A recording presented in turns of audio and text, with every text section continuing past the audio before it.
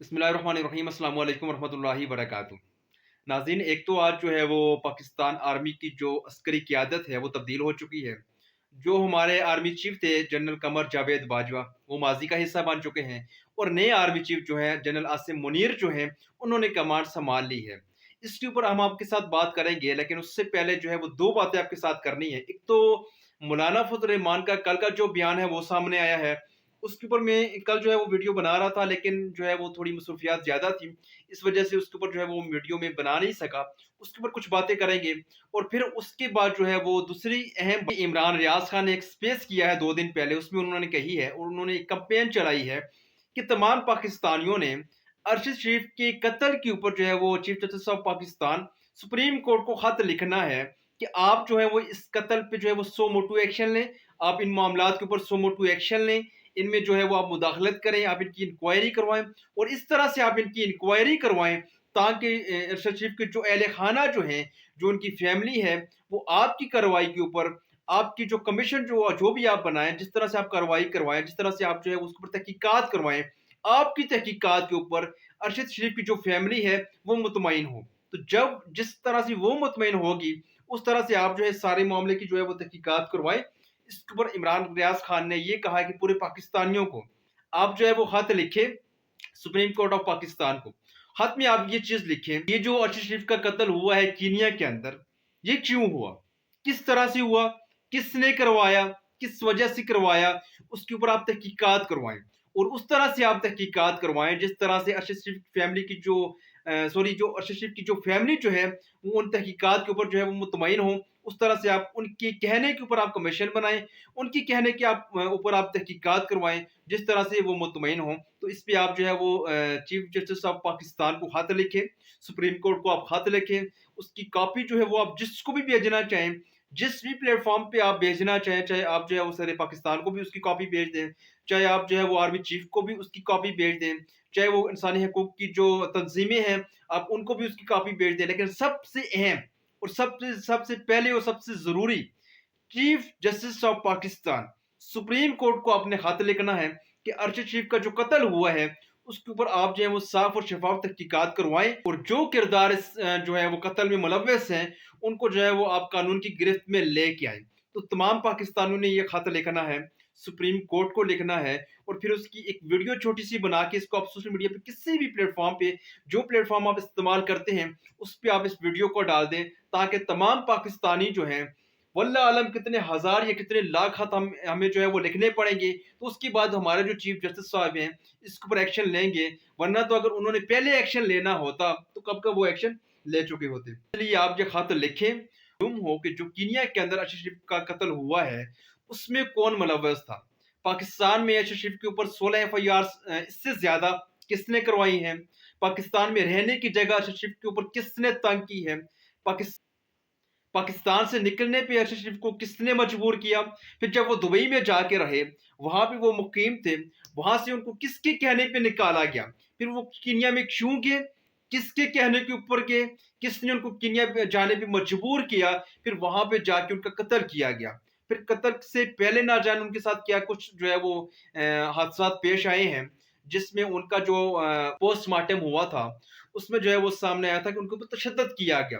किसने तशद्दुद किया, किसके कहने के ऊपर किया, सारी तहकीकात जो हैं ये करवानी बहुत ज़रूरी हैं ताकि पता चले कि कौन अरशद शरीफ का कातिल है। फिर दूसरी बात ये है कि मौलाना फजल रहमान ने कल एक जो है वो बयान दिया है, उसमें उन्होंने जो बातें कही हैं ये आप छोटा सा एक क्लिप देख लें, इसको सुन लें, उसके बाद इसके ऊपर मैं जो है वो थोड़ी सी आपके साथ बात करूंगा। ये आप छोटा सा एक क्लिप सुन लें।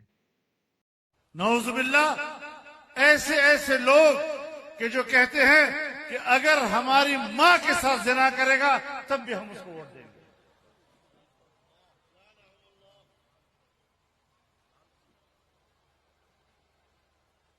ऐसी ऐसी नौजवान लड़कियां कि जो कहती है मेरा जी चाहता है कि वो किसी वक्त मेरे बेडरूम में आ जाए। ये क्लिप आपने सुना कि मौलाना फजल रहमान ने अपने बयानात में क्या किस तरह से आप उन्होंने जो है वो घटिया अल्फाज का इस्तेमाल किया है, घटिया जबान उन्होंने इस्तेमाल की है। उनके अल्फाज का आप चुनाव देख लें कि किस तरह से ये बेशरम शख्स जो है किस तरह की बातें करने पे जो है वो आ चुका है। کہ اس طرح سے اس کو جو ہے یہ لوگوں کو ورغلا رہا ہے کہ کوئی نہ کوئی اٹھ کے عمران خان کا قتل کر دے، اور یہ جو بہتان لگانے کی کوشش کر رہا ہے، اور بہتان جو اس نے لگائے ہیں اس کے اوپر اسلامی قوانین کے مطابق اس کو جو ہے وہ کوڑے لگائے جائیں۔ مولانا فضل الرحمان کے بارے میں آپ کو بتا دوں، 22 سال لگاتار یہ پارلیمنٹ کے اندر رہے ہیں، 22 سال میں انہوں نے آج تک اسلام یا پاکستان کے لیے کچھ بھی نہیں کیا۔ یہ 15 سال لگاتار کشمیر کمیٹی کے چیئرمین رہے ہیں، 15 سالوں میں انہوں نے کشمیر کے لیے کچھ بھی نہیں کیا۔ اگر انہوں نے کشمیر کے لیے کچھ کیا ہوتا تو یہ جو 2 دن پہلے انتخابات ہوئے ہیں کشمیر کے اندر، کیا اس میں ایک بھی یہ سیٹ نہ لے سکتے تھے؟ آسان تھا ان کے لیے، ایک نہ ایک سیٹ تو یہ لے سکتے تھے، لیکن اس میں انہوں نے ایک سیٹ نہیں لی۔ بری طرح سے یہ ہار چکے ہیں، کیونکہ وہ لوگ ان کو پسند نہیں کرتے۔ لوگ اس لیے ان کو پسند نہیں کرتے کیونکہ یہ جو ان کے کرتوت ہیں یہ ساری دنیا جانتی ہے، سارے لوگ یہ کرتوت ان کے جانتے ہیں۔ انہوں نے کبھی اسلام اور پاکستان کے لیے کبھی کچھ نہیں کیا۔ ہاں، ستی پروٹوکول جو ہے اس کے جو ہے وہ مزے لینے کے لیے، پاکستانی عوام کا ٹیکس کا پیسہ لوٹنے کے لیے 40 لاکھ کی یہ شخص جو ہے وہ لسی پی گیا تھا، نہ کبھی اس نے اسلام کے لیے کچھ کیا۔ اچھا، اس میں نواز شریف دور میں جب ختم نبوت کا معاملہ ہوا تھا، اس میں نواز شریف دور میں یہ نواز شریف کی حکومت کا حصہ تھا، اور جب اس سے سوال کیا گیا کہ یہ جو ختم نبوت پہ حملہ ہوا ہے اس میں آپ نے ان کو روکا کیوں نہیں کہ آپ کی حکومت ہے، تو انہوں نے جواب دیا کہ یہ جی غلطی ہو گئی ہے نواز شریف سے۔ یہ جو توہین رسالت ہو رہی تھی اس پہ یہ نواز شریف کا کہہ رہے تھے کہ ان سے غلطی ہو رہی تھی، غلطی ہو گئی تھی، انہیں سمجھ نہیں آئی یا وہ یہ کرنا نہیں چاہ رہے تھے، جیسے بھی انہوں نے اس کو ڈیفینڈ کیا۔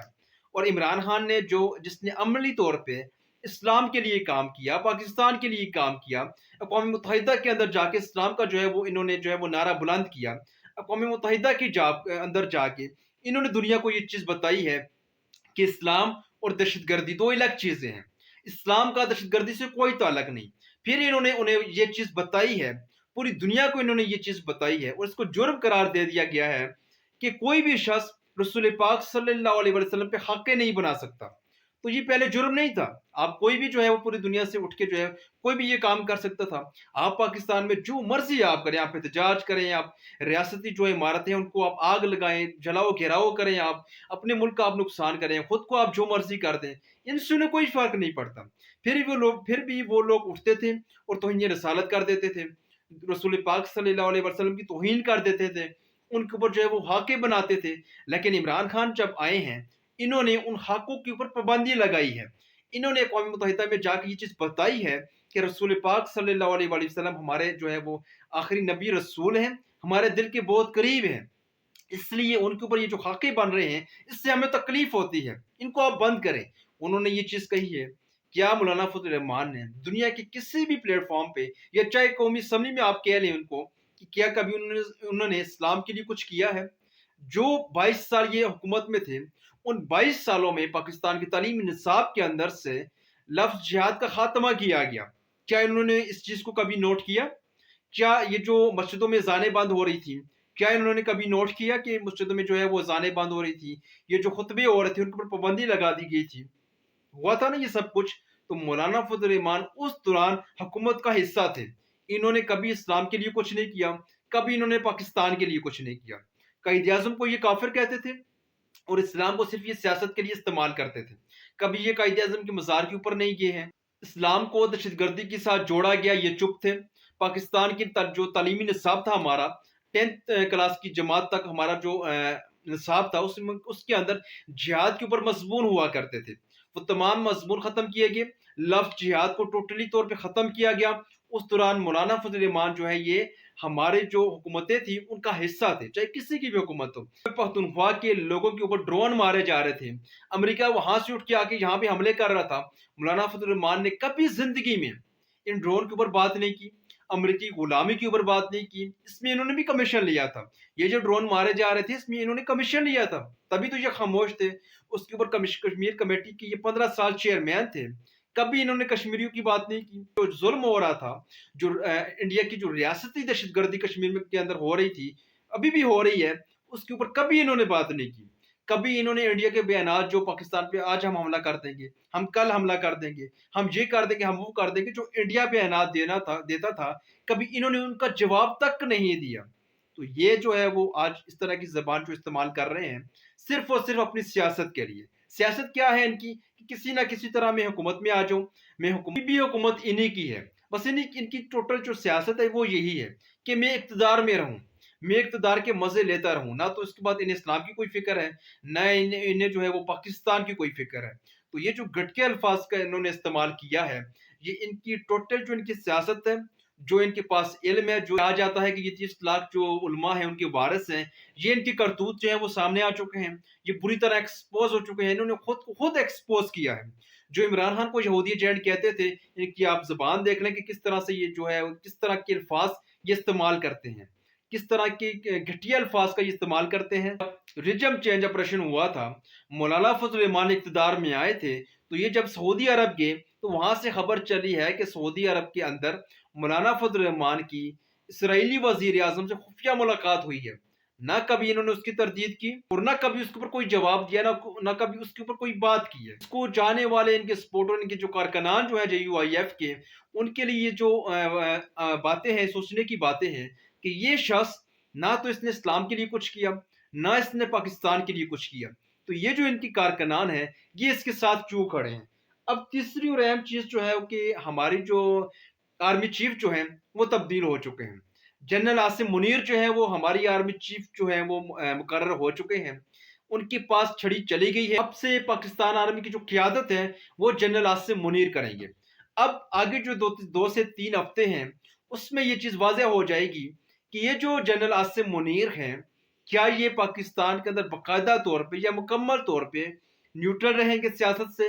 ये जो मौजूदा 7-8 महीनों के अंदर हुआ है कि जिस तरह से मुकम्मल तौर पे एस्टेब्लिशमेंट के ज़रिए मुल्क को जो है वो कंट्रोल करने की कोशिश की गई, उस दौरान पाकिस्तान की एक्सपोर्ट तबाह हुई, उस दौरान पाकिस्तान का जो रुपये है उसकी कदर जो है वो कम हुई, उस दौरान डॉलर में इजाफा हुआ, उस दौरान महंगाई में इजाफा हुआ, उस दौरान इंडस्ट्री जो है वो बंद हो चुकी है, उस दौरान ज़र मुबादला के जो ज़खायर हैं हमारे वो एक हद तक कम हो चुके हैं। तो हर तरह से पाकिस्तान की तबाही हुई है। ना इनके पास टैक्स कलेक्शन पूरी है, ना इन्होंने पाकिस्तान के खर्चे कम किए हैं और ना इन्होंने अपनी आमदनी बढ़ाई है इन 7 से 8 महीनों में। असल में सबके जिम्मेदार वही लोग हैं जो इम्पोर्टेड हुकूमत की बैक के ऊपर खड़े थे। जब वो बैक पे खड़े थे तो फिर कसूरवार भी वो हैं। इन 7 से 8 महीनों में जो भी हुआ है, इसको अगर आपने रिकवर करना है, इसको अगर आपने ठीक करना है, तो आपको जल्द से जल्द इंतखाबात में जाना पड़ेगा। आपके पास और कोई ऑप्शन नहीं है। नई जो एस्टेब्लिशमेंट आ रही है, जो आ चुकी है, सबसे पहले तो इन्हें जो है वो ये सारे मामलात हल करने पड़ेंगे।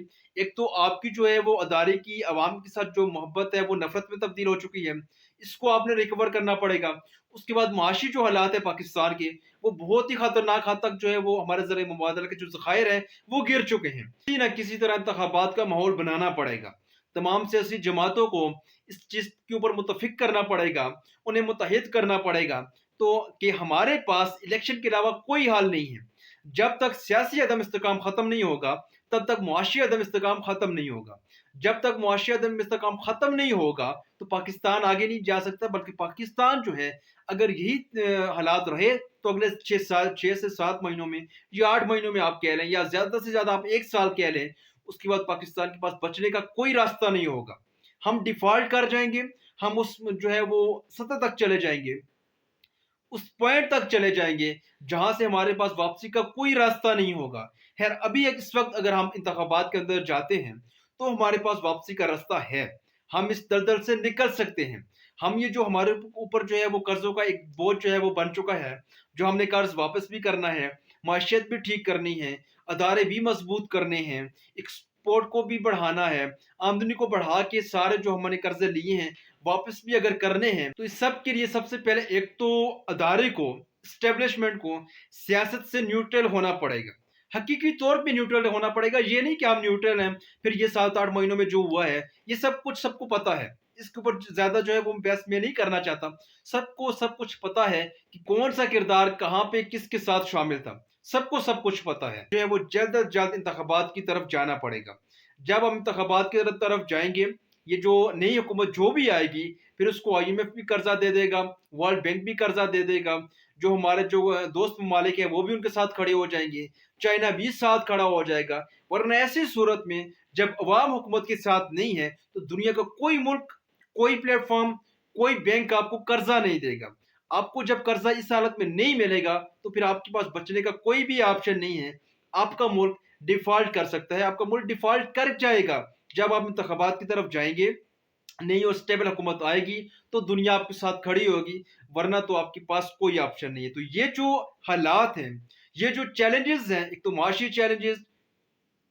चैलेंज, सियासी चैलेंज, अदम इस्तेकाम जो मुल्क के अंदर बना हुआ है, हर चीज तबाह हो रही है, ये नई स्टेब्लिशमेंट के लिए सबसे अहम चैलेंजेस हैं। इसमें आप किसी भी सियासी जमात की मुखालिफ आके या अवाम की मुखालिफ होके आप जो भी करेंगे, आपके पास तबाही के अलावा कोई नहीं बचेगा। अब तबाह हो जाएंगे। अपने सियासत से भी आपको न्यूट्रल होना पड़ेगा और मुआशी हालात की बेहतरी के लिए इंतखाबात का भी माहौल आपको बनाना पड़ेगा और ऐसे इकदाम करने पड़ेंगे, नफरत बनी हुई है अदारे और अवाम के दरमियान, इसका जो है वो खात्मा हो सके।